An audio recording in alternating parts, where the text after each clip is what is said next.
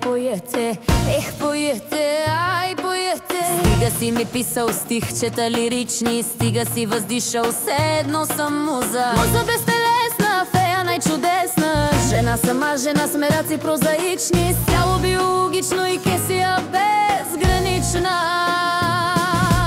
Само ми подзмърчаш, че те игнорирам, че твоето ево поетично вечно саботирам. Тук те брязко ще парирам, не го приемай ти толкова чак трагично, че имам желание тайно и първично, палещо отвътре женската ми същност. Никак май не можеш да го задоволиш ти всъщност.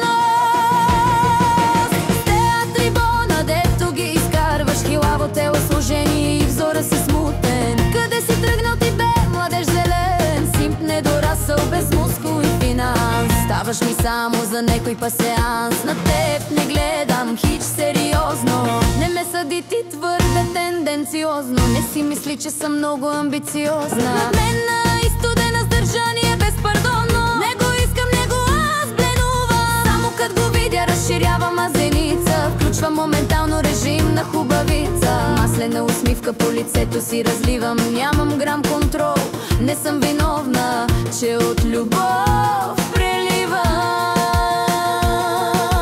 Ето го Тодой е увид в бандерол, нов новеничък, сам самичък. 1,90 с 25, интелекта е голям, на момъка на 5. Вдига той отраз своя самолет, той е моя супер алфа. Свиреш на тялото ми кът на арфа.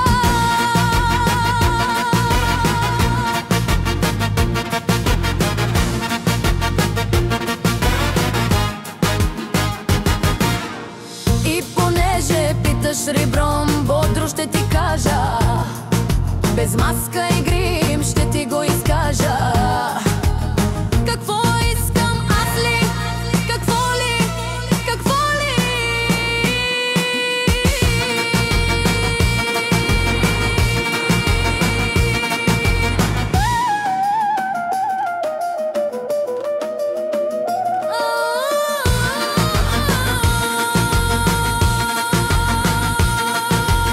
Аз искам алфа, аз искам алфа, аз искам алфа да ме клати в Мазерати. Свалям аз бикини в Ламбургини, от мен да ми не може и в Богати.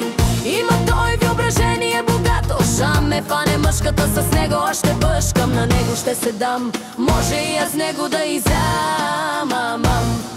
Не ще го мъча с дълги аз игри, няма да говоря с него до зори. Ще действам аз направо, ще разкрия своята същност, безлукавство женско, но с достъпност. Мъжката му мощ мене ще поглъща, ще я позная осанката присъща.